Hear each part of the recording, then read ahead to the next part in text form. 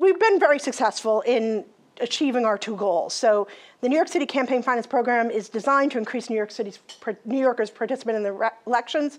The evidence overwhelmingly suggests that the program has succeeded. Statistics from the most recent election shows that the matching program sharply limits the role of big donations from special interests in city elections. The program succeeds simply because it encourages more individuals to get involved in the local process. Contributors making small contributions, which we define as less than $250, were the overwhelming majority of contributors. 73% of all contributors during the 2013 election gave less than $250. That number jumps to almost 87% when you look at just city council candidates. Also, the vast majority of contributions come from New York City residents. More than 2/3 of all contributions raised during the 2013 elections came from New Yorkers. There was a study done by New York University's Brennan Center for Justice and the Campaign Finance Institute in 2012, and they found that the composition of these donors is significantly more diverse than the donors for state offices in New York City. They found that in the 2009 elections, 90% of every census block had an individual, at least one individual, who gave $175 or less to a city council candidate, compared to only 30% in the 2010 state assembly races. The neighborhoods are more representative of the city's population as a whole. All the contributors are more representative of the city's population as a whole.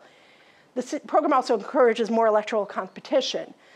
A 2012 report by the New York City's Citizens Union that was just updated this past month shows that the city elections are significantly more competitive than state elections. The study credits the campaign finance program for much of this competition, although they acknowledge that, and they adjust for the role that the city's term limits law plays, obviously, in the competition. The majority of New York City voters are registered Democrat. 3 million out of the 4.6 million registered voters in New York City are Democrats. So the Democratic primary is really very, very important and often dispositive of an election. So across the 2005, 2009, 2013 city elections, 62% of the city council races were contested, even ones with incumbents. Across the in contrast, the state legislative contrast in New York City, only 30% of primaries were contested. Even where there was an incumbent in 2013, 57% of city council primaries were contested, compared to about 21% in state races. Across the primary and general election, the study found that 21% of state races gave the voters no electoral choice, so they were completely unopposed, where only 8% of city council races went completely uncontested. This level of competition not only gives voters more choices at the polls, it holds the elected officials more accountable and results in a city council that more closely represents the diverse makeup of the city of New York. Now, despite our success, unfettered independent spending does pose a potential threat to the public financing program.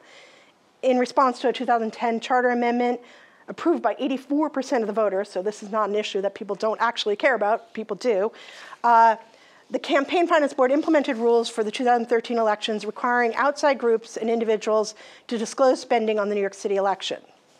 The rules require disclosure of certain expenditures once you spend $1,000 supporting or opposing any particular candidate or ballot proposal. So how much did they spend? Well, independent groups and individuals reported spending $15.9 million during the 2013 elections. More than, I mean, we thought it was going to be a lot. It was more than anyone really thought, expected. Though no comparable disclosure exists for previous elections, it really is a dramatic increase in outside spending based on our observation of what goes on in elections. Even with the influx of outside cash, however, the initial data from the 2013 elections suggests that our small donor match provides candidates with the resources to communicate their own message to voters without having to rely on the big contributions from special interests, even these independent spenders.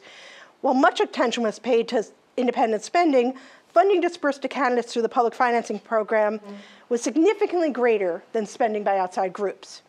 For example, independent groups spent $8 million on the mayoral race. However, the city dispersed $14.2 million in public funds in the mayoral race. In those city council races where independent groups spent more than $10,000, $6.3 million was spent on independent groups, but the city dispersed more than $8.6 million in public funds.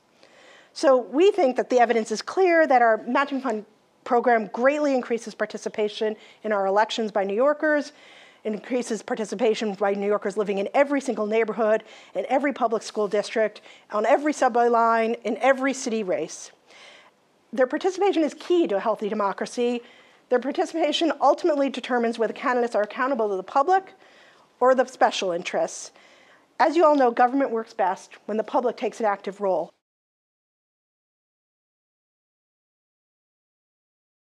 There hasn't been a real systematic study of it. We did a kind of, before we came, quick, oh, this is what the city council looked like in before 2001, and now, and it goes up. But I think that overall, I think you can easily say, if you look at the composition of the New York City Council, it much better represents the demographic diversity of New York City in terms of women and minority groups than it ever did, before the program. Again, I think part of it is because of our program. Part of it is because of term limits. Part of it is just changing demographics and different political groups. Different minority groups are becoming more engaged in the political process. So it's like it's kind of hard to parse out. One thing I was thinking about is whether the demographic distribution of candidates, because it's it's one thing you have more diversity in the result.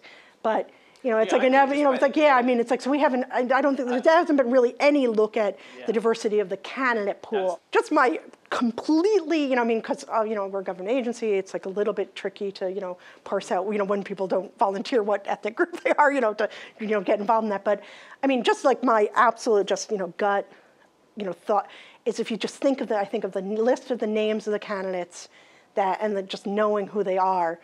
In looking at our voter guide, and there is just a huge number of women and minorities running in these offices, and even if you just flip through the voter guide, you can just see it.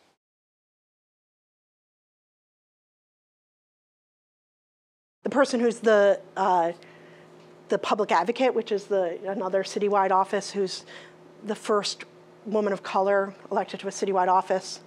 She might actually be, well, the speaker was, but that's not a citywide elected office. I think she's actually the first woman citywide elected office holder at all. She freely will tell you that she would not be where she was without the public financing program.